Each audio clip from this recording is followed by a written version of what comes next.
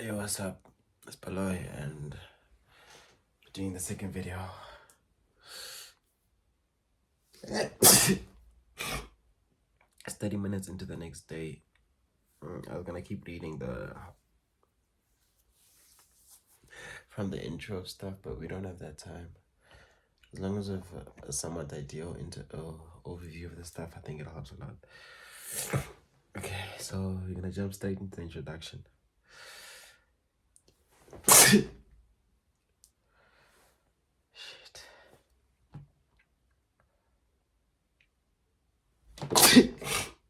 Yeah. Oh, my life, man. As long as I keep a woman around, I'll be safe.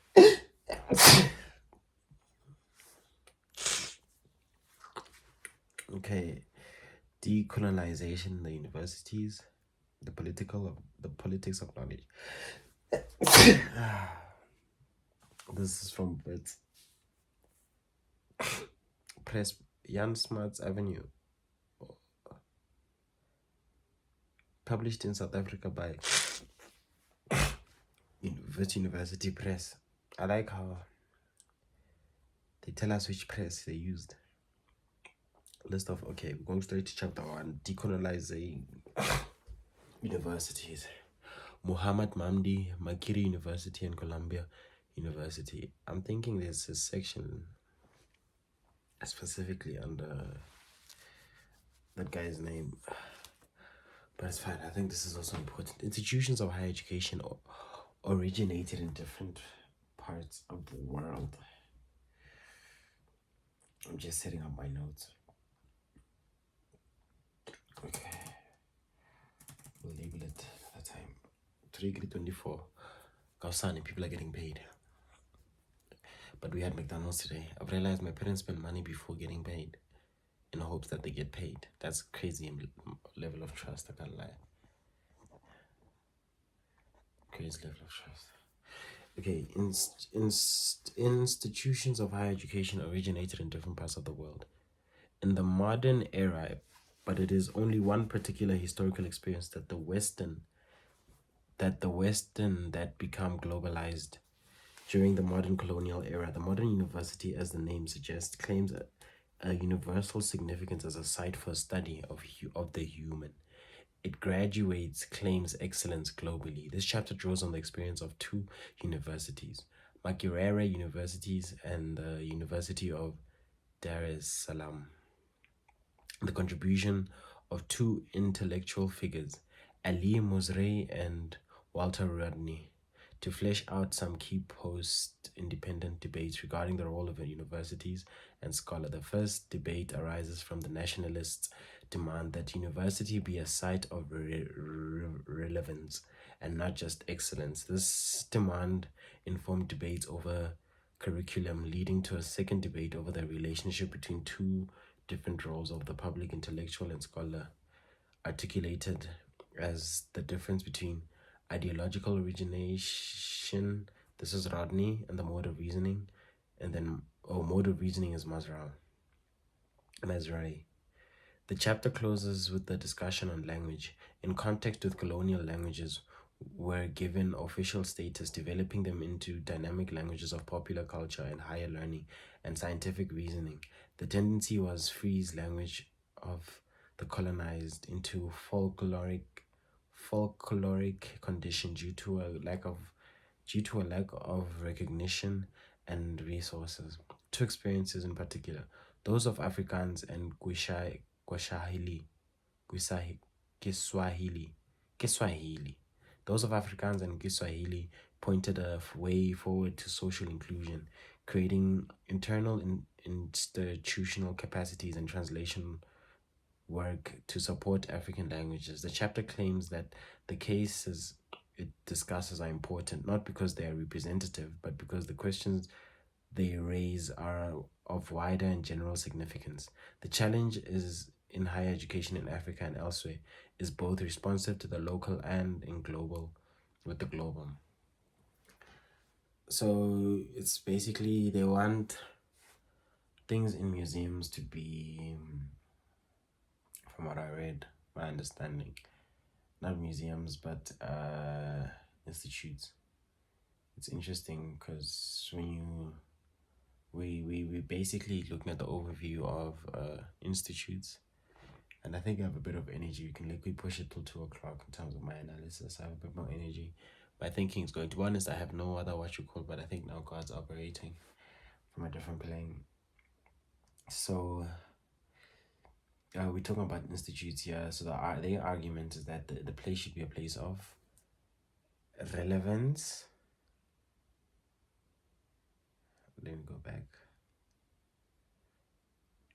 Not just excellence. So it's not about excellence on whose terms. The argument is that an educational institute should be relevant, not just excellent. From my understanding, it's because on what metric do we determine an institute's excellence? When the knowledge is basically when the knowledge in the institute has a narrative.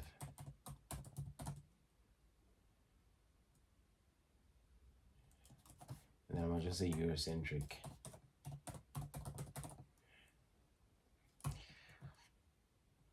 Not just excellent. And then in brackets I need to quote who this was coming from. This is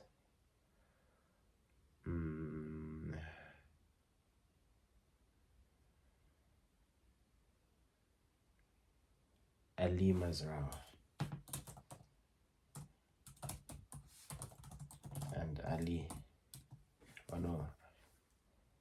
Walter Rodney.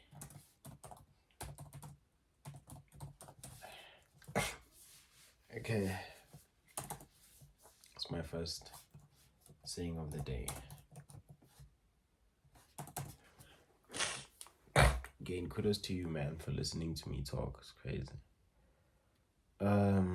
There's demand-informed debates over curriculum, leading to a second debate over the relationship between two different roles, those of public intellectual and the scholar articulated as the difference between ideological orientation, which is Rodney, and the mode of reasoning, Mazrou. The chapter closes the discussion on language in a context where colonial languages were given status. Okay, we've read this. Now, the importance of theory. Theory is born of comparison. Comparison is older than colonialism, but it matures to its fullest in the colonial period. That's so interesting. So here they say comparison matures to colonialism. Comparison matures into colonialism. I won't lie, this book so far is more interesting than the other one. Not to take down the other one, but I seem to be more drawn here. Comparison is older than colonialism, but it matures to the fullest in the colonial period. The Greeks made modest comparisons first between cities and Athens and Sparta. Later, they turned to larger contexts: Greece, Persia, Egypt. Then came Arab and Berbers. The great Berber historian Ibn Khaldun and the Arab traveler Ibn Battuta compared the North African and West African worlds. Others compared Arabia and the lands to the east, but the most comprehensive comparative work was carried out during the European colonial project. Interesting. I mean, obviously, it is this work that is of concern to us today as we seek to define the problem of decolonialization. So see, this colonialization, it seems to be very difficult. That's what I'm learning so far, is that we can all, it seems to be very easy to identify. Let me put on what I learned section.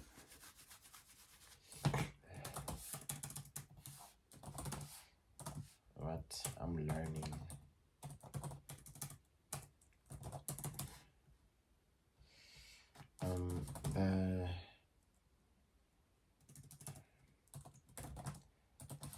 I'm reading. It seems easy to identify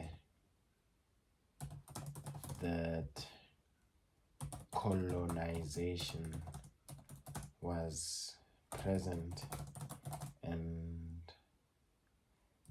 very bad, but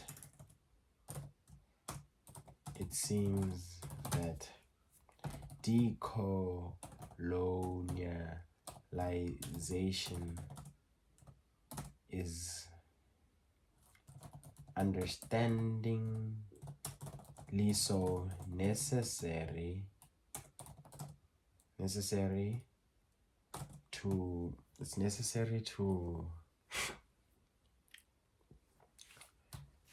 empower the past, power what was lost, but it sounds like it's very difficult or near impossible in our lifetime, from what I hear.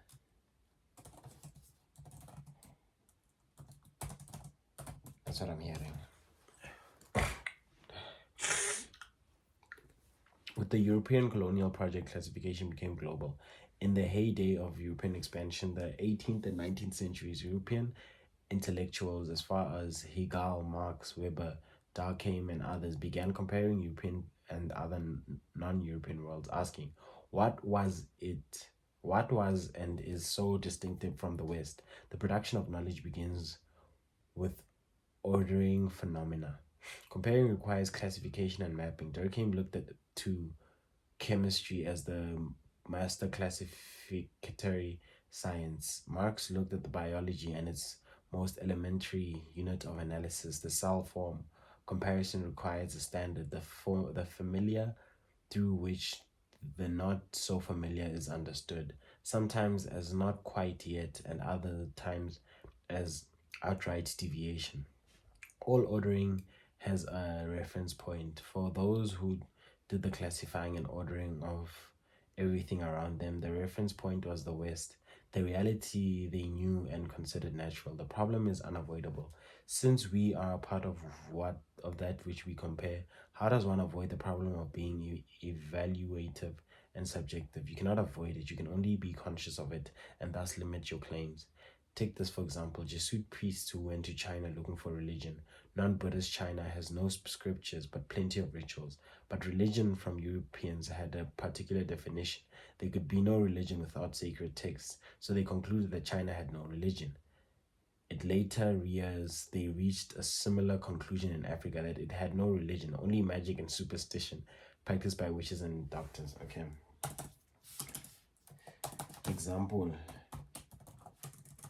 Example of colonial rule and ideology.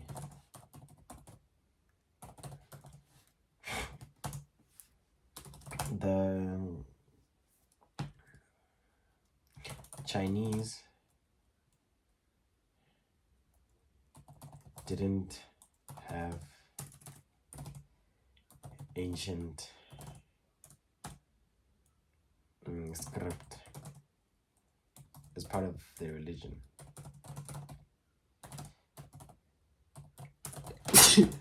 But had many rituals they practiced.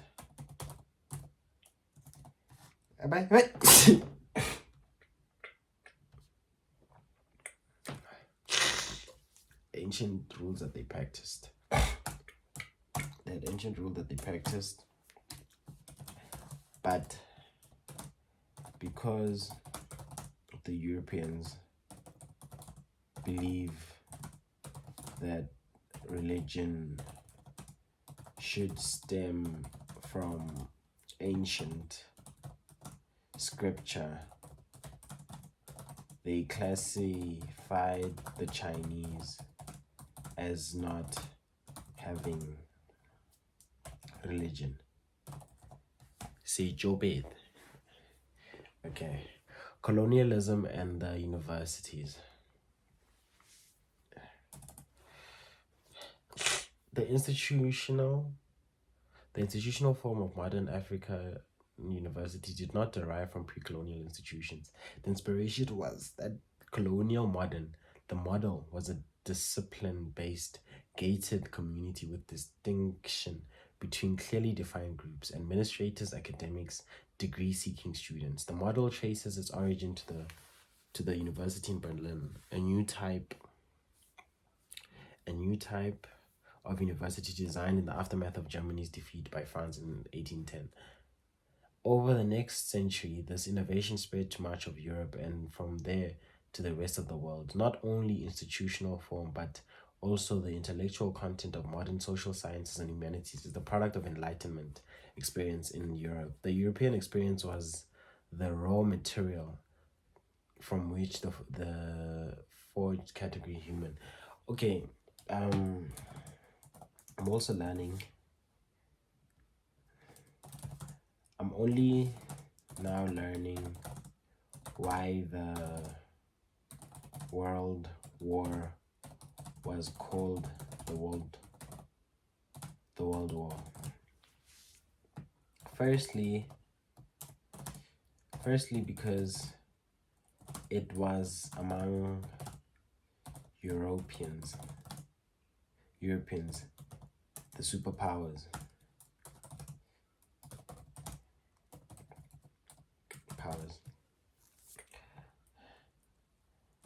I didn't understand why did they only focus on them as the main wars. But because they were the most developed countries, they basically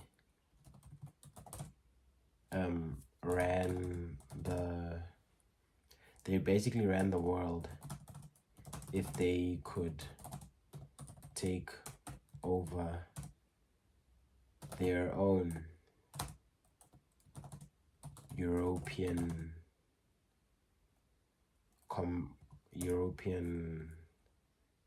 competition.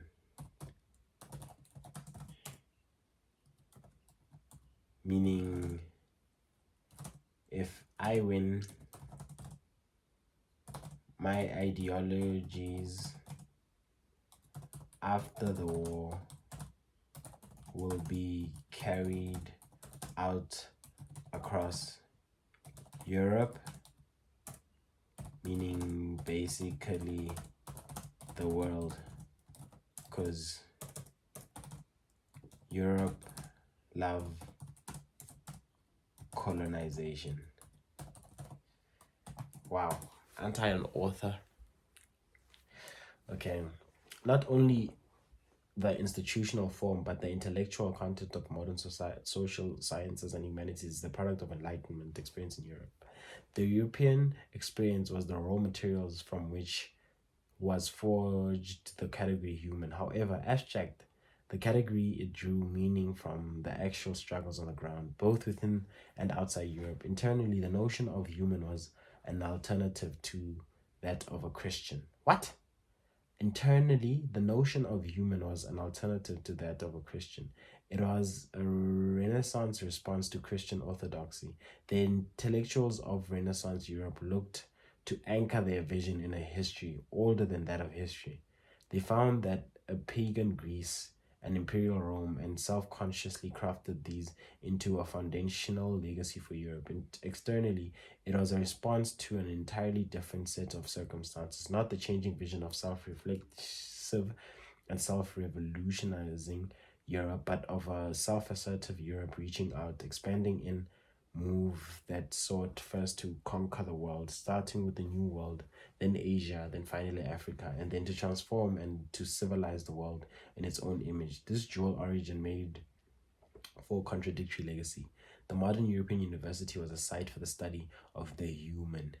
In their universal reach for human and the humanities, the social sciences both proclaimed oneness of humanity and defined the onness as sameness from a very European vantage point. Okay.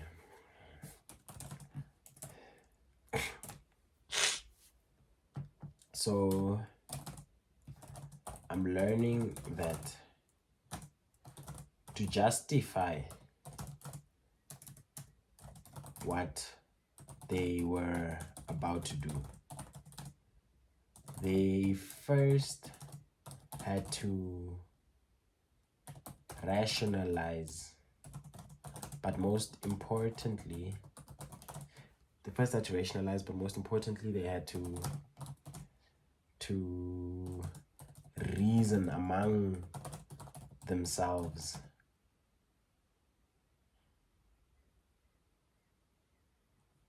to justify colonization.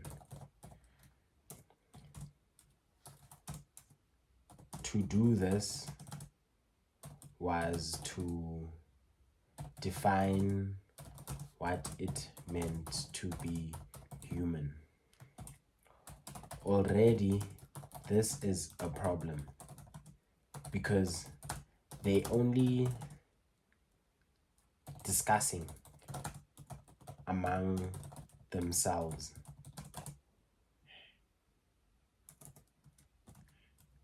No African in the room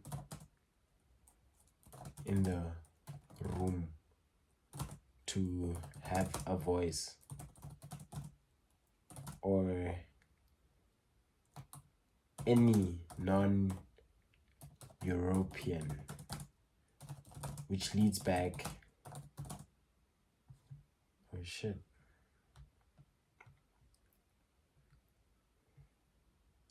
which leads back to the boy, let me see this file. There's real sauce in here.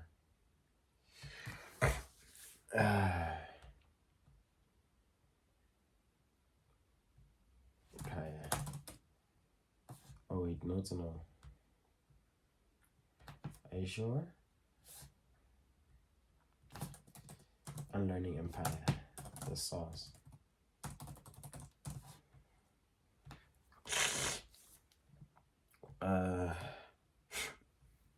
Okay, wait.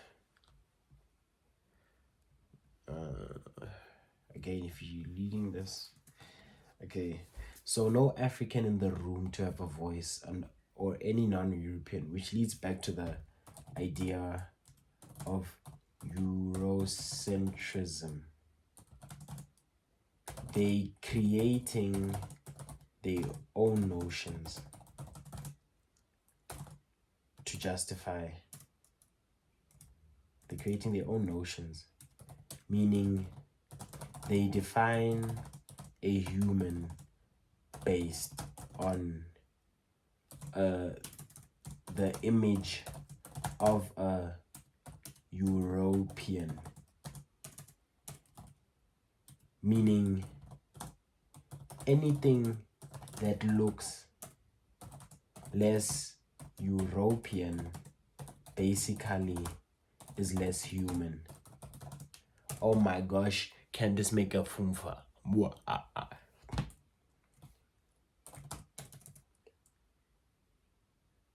If you don't talk European, you are less human. If you don't write like European, you are less human. Basically, a baby saying,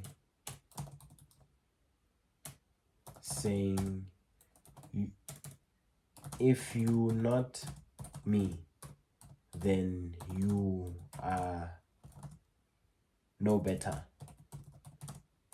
than me. Wow. I think I can write a book. Let's add another page as we continue this absolutely beautiful piece of writing. Okay. Save.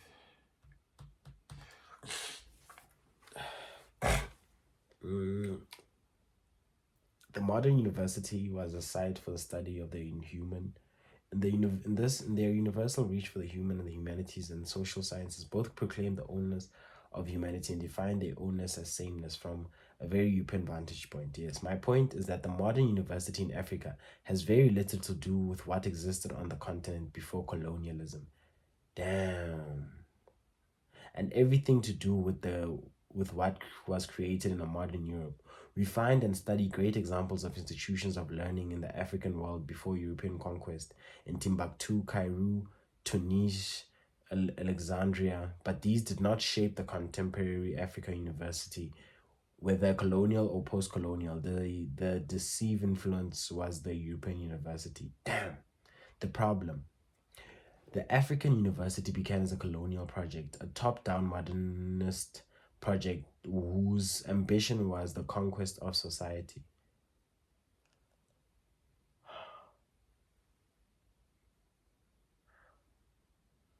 Damn. Let's keep going on that what I learned section. These things. Yo. School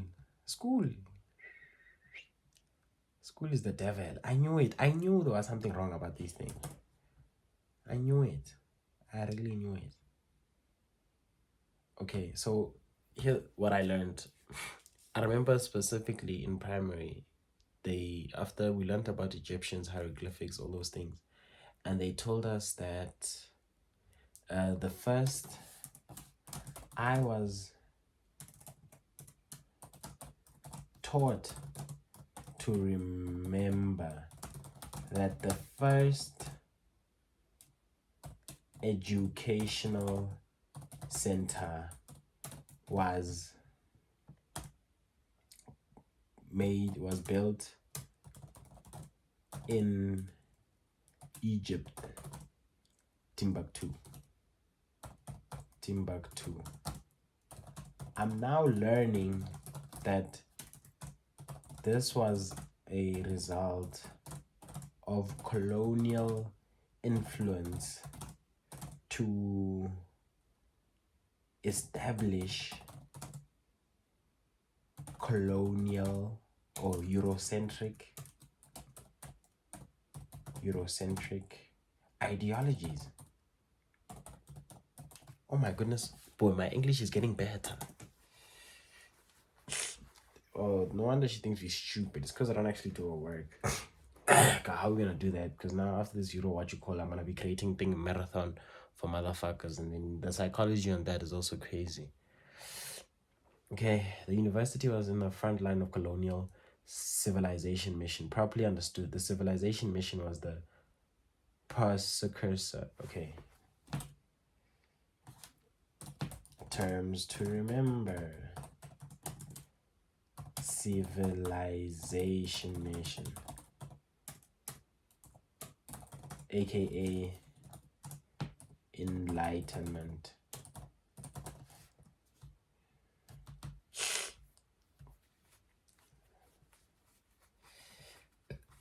Okay. Properly understood, the civilizing mission was the precursor. The original edition of the one-size-fits-all project. We associate... Oh, if I remove this blood, I'm gonna start bleeding again. With my white sheets, there's already blood on the sheets. Just keep pushing. It's like I'm on my period. Okay. The university properly understood with the prosecutor the original edition of the one size fits all project that was associated with the structural adjustment programs designed by the International Monetary Fund and the World Bank in the 1980s. Its ambition was to create universal scholars, men and women who stood for excellence regardless of context, who would serve as a vanguard of the civilization mission without reservation or remorse. For those of us who are inmates of the modern university, prisoners in an ongoing colonializing project, at least in a metaphorical sense, I suggest we think of our task as one of subverting the project from within through a series of acts that sift through the historical legacy, discarding some parts and adapting others to a newfound purpose. The first critical reflection on this colonial project took place in the nationalist movement. From the ranks of nationalist movement emerged a different kind of intellectual, the public intellectual. If a hallmark of the global scholar was excellence, that of the public intellectual was relevance. Excellence was said to be universal, measured without regard to context. Relevance, however, was necessarily contextual, place specific. The context between the two unfolded, and the two very different campuses in East Africa, Makerere University, established in 1922, was the paradigmatic colonial university. The University of Dar es Salaam, wider referred to as Dar, established at independence in 1963, would soon emerge as a flag bearer of anti-colonial nationalism. The two universities stood for two contrast projects: the colonial universities as the turf of universal scholar, and the nationalist university as home of the public intellectual. The different visions were articulated by two academics from their two universities as one of the home of the scholar, fascinated by ideas. Rodney saw the university as the home of public intellectual. Public intellectual, and then in brackets those two